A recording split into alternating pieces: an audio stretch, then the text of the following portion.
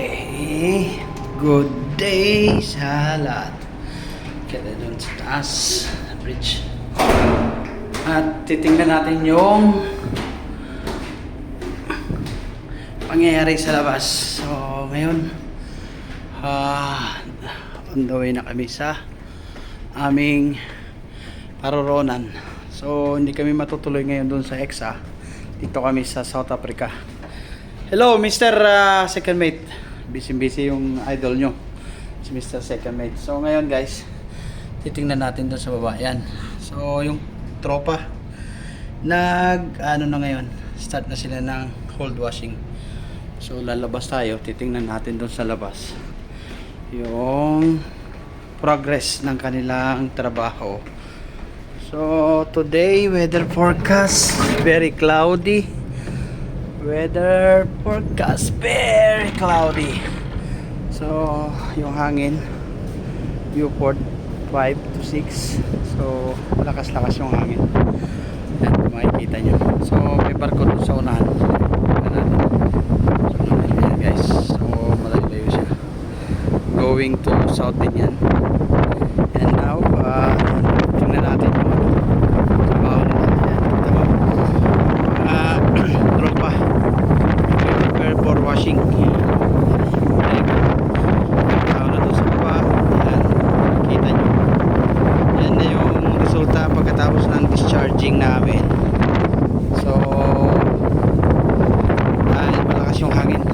Okay, so kung makikita nyo yung bodega malikabok. At dahil yung kargamento namin last cargo is grains.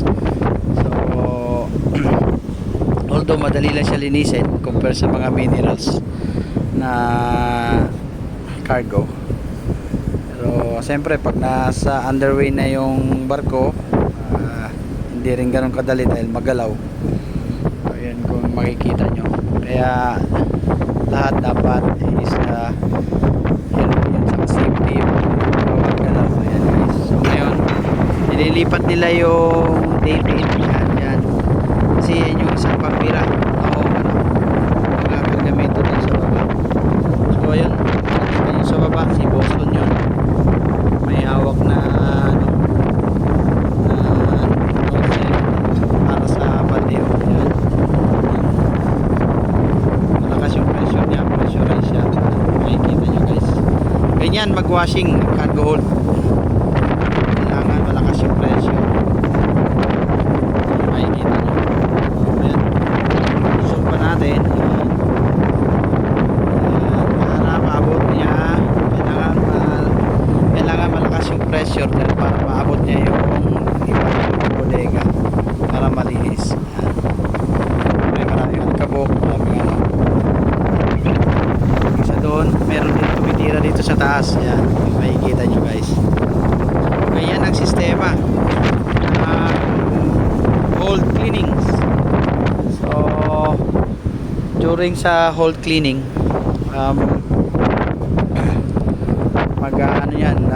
siyempre si water muna, tapos after nyan fresh water final nya, tapos yun, mga residue ng previous cargo pipick upin, lalagay sa buckets, tapos bibirahin nila.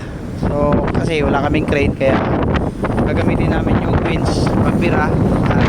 Yung David ini-install nila ngayon. Yan yung David. So doon sa mga baguhan na hindi pa nakasampa, yan, ganyan ang sistema ha. Paano maglinis ng malaking bodega, cold cleaning guys. Makikita nyo likabok at siyempre yung pressure nung na yan, seawater na yan sa 5 to 6 bars kailangan kasi malakas. Tapos may backup pa na aeron deck para more mas malakas yung impact o tapon ng tubig doon sa ibabaw. So makikita nyo. So ganyan ang hold cleaning sa bodega. Probably natapos na namin yung 1, 2, 3, 5, 6 tira sa yung 4 na cargo hold. And kasi yung number 4 pag ocean passage ginagawang palas yan, so para dagdag sa bigat ng barko. Kasi dito sa mga ocean passage malaki yung alon, at the same time any moment yung weather, so kailangan para sa safety ng barko at siyempre ng barko. Ganyan guys. So ayan, makikita nyo malakas lang yung hangin, pero pagtsagaan nyo na lang yung video na to. Importante makita nyo yung yung ginagawa ng mga tropa.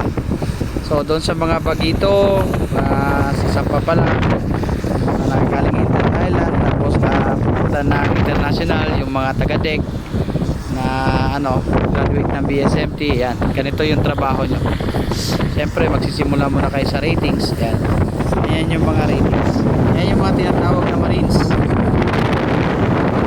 Kanya-kanya silang task. Kasi dapat na magtutulungan, mabilis sa trabaho. Yan yung suggest ko lagi sa kanila. Yan yung isa, baba na naman. May boson para paglipat ng mga host. Guys, ganyan. Isa naman, bababa na tinatawag na bababa ng buckets. Yan, yung parang hinati namin na drop. Susok natin. Yan guys. Area. So, siyempre, yung sa taas may nagbabantay ulit. Yan. Ito naman, sa kabila, si Jerry. Ganyan ang sistema. Mas pasan ang trabaho. Kasi nga, in any moment, nagbabago yung weather. So, ayan. Ganyan ang full cleaning process. Okay, pakita natin sa inyo.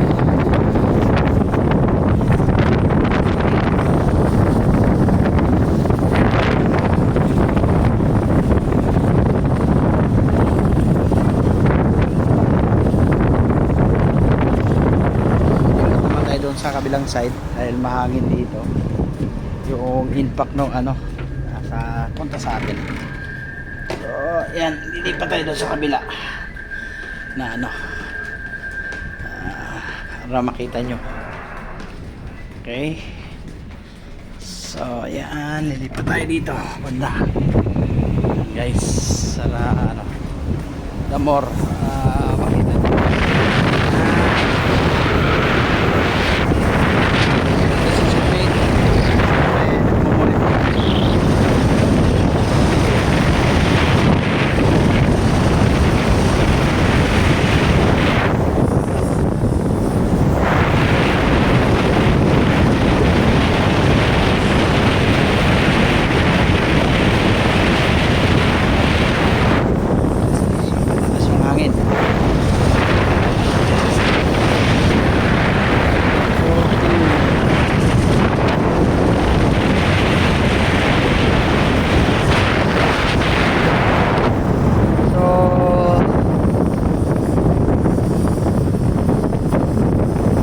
Biyahe namin malapit na lang sa hindi na kami tutuloy doon sa EXA.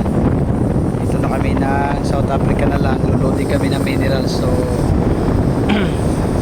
during that day inspection, hindi naman masyado siguro yung strict dahil minerals nga siya. At the same time galing naman siya ng grains yung previous cargo namin, pero yun pa rin every time na washing preparation for next cargo, kailangan